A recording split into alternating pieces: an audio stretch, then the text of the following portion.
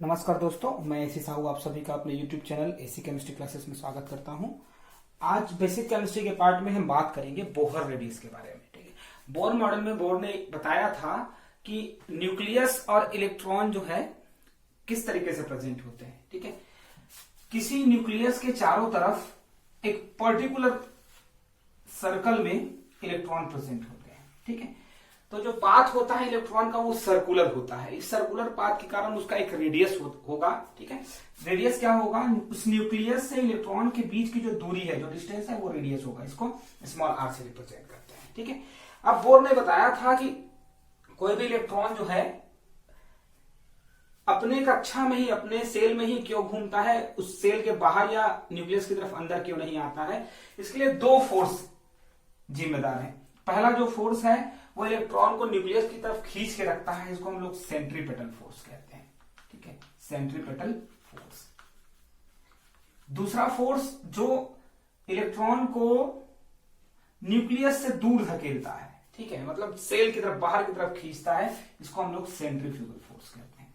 ठीक है, centrifugal force. ये दोनों फोर्स जो है एक दूसरे के अपोजिट होते हैं और इक्वल होते हैं, मतलब दोनों की वैल्यू बराबर होती है और डायरेक्शन अपोजिट होता है। इसीलिए इलेक्ट्रॉन ना तो न्यूक्लियस की तरफ अट्रैक्ट होता है, ना ही बाहर की तरफ मूव करता है, वो अपने पाथ में ही गोल गोल घूमता है। ठीक है, तो इस चीज से रेडियस आर की वैल्यू निकालने के लिए एक रिलेशन दिया गया है। ठीक है, क्या है?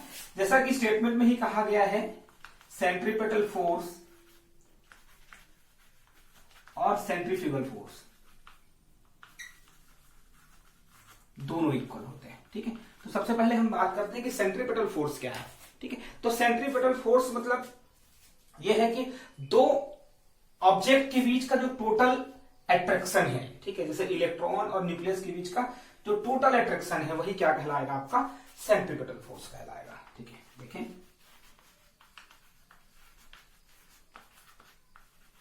ठीक है, यूनिवर्सल लॉ ऑफ अट्रैक्शन के अकॉर्डिंग क्या है कि किसी भी दो ऑब्जेक्ट के बीच लगने वाला जो टोटल अट्रैक्शन है वो दोनों के मास या चार्ज के मल्टीप्लीकेशन के बराबर होता है। ठीक है, तो याद रखें, इलेक्ट्रॉन का चार्ज होगा आपका E और न्यूक्लियस का चार्ज होगा ZE। ZE को हम लोग टोटल न्यूक्लियर चार्ज कहते हैं। ठीक है, तो ZE total nuclear charge, nucleus का चार्ज इंटू इलेक्ट्रॉन का चार्ज। ठीक है, और टोटल अट्रैक्शन जो है दोनों के डिस्टेंस के स्क्वायर का इनवर्सली प्रोपोर्शनल होता है। डिस्टेंस क्या है? R, तो क्या हो जाएगा? R स्क्वायर का इनवर्सली प्रोपोर्शनल। तो डायरेक्टली अगर इसको लिखें तो ये होगा ZE square upon R square. ठीक है, तो इसी को ZE square upon R square को ही हम लोग सेंट्रीपेटल फोर्स के लिए इक्वेशन मान सकते हैं। ठीक है, अब आगे सेंट्रीफ्यूगल फोर्स कैसे निकालेंगे? तो सेंट्रीफ्यूगल फोर्स जो है राउंड घूमने के कारण जनरेट हुआ है। ठीक है, तो राउंड घूमने के लिए क्या है? Angular momentum. ठीक है, सेंट्रीफ्यूगल फोर्स। ठीक है, राउंड घूमने से जो मोमेंटम जनरेट होता है उसको एंगुलर मोमेंटम कहते हैं, क्योंकि उसमें मास ऑफ ऑब्जेक्ट, वेलोसिटी और उसके साथ साथ रेडियस का भी मल्टीप्लीकेशन हो जाता है। ठीक है, तो इसके लिए इक्वेशन क्या होगा? ये देखिए, mv स्क्वायर अपॉन r। ऐसा क्यों होता है कि सेंट्रीफ्यूगल फोर्स जो होता है किसी ऑब्जेक्ट का, वो उसके मास और वेलोसिटी के स्क्वायर के मल्टीप्लीकेशन के प्रोपोर्शनल होता है। ठीक है, और उस दोनों ऑब्जेक्ट के डिस्टेंस का इनवर्सली प्रोपोर्शनल होता है, इसलिए इसको इस तरीके से लिख सकते हैं। ये हो जाएगा आपका इक्वेशन नंबर 2। ठीक है, इक्वेशन नंबर 1, इक्वेशन नंबर 2। ठीक है, अब बात करते हैं आगे। ठीक है, अब हम ये जानते हैं कि सेंट्रीपेटल फोर्स और सेंट्रीफ्यूगल फोर्स, ठीक है, दोनों एक दूसरे के इक्वल होते हैं। तो क्या हो गया? ZE square upon R square is equal to mv square upon R। ठीक है, सेम वैल्यूज को एक साथ ट्रांसफर कर लीजिए, तो क्या होगा? ZE square upon mv square is equal to R square upon R। ठीक है, R और R स्क्वायर है, एक R कट जाएगा। ठीक है, तो क्या बचेगा? R is equal to ZE square upon mv square, equation number 3। ठीक, इस तरीके से सिंपली। अब देखें इक्वेशन नंबर 3 आपको मिल गया है, ठीक है।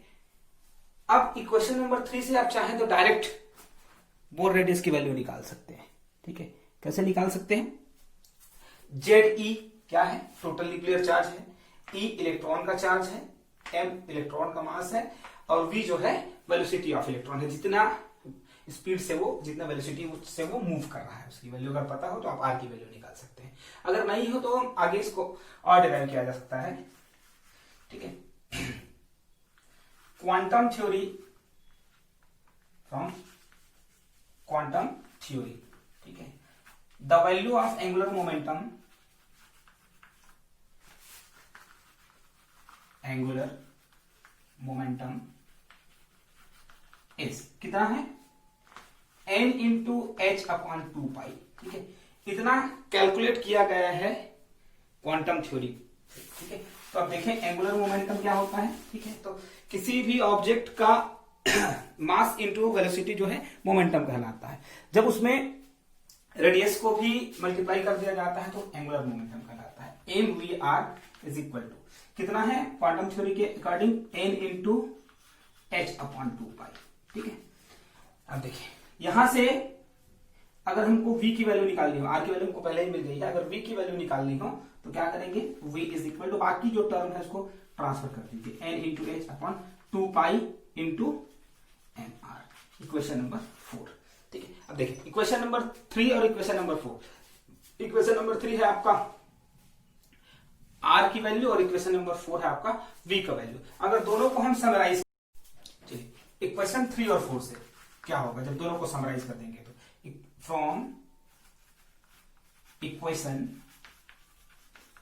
3 एंड 4 दोनों को समराइज कर देते हैं, तब क्या होगा? देखिए r की वैल्यू निकलेगी, ठीक है। तो इस इक्वेशन नंबर 3 में आप v की वैल्यू देखेंगे तो v क्या है?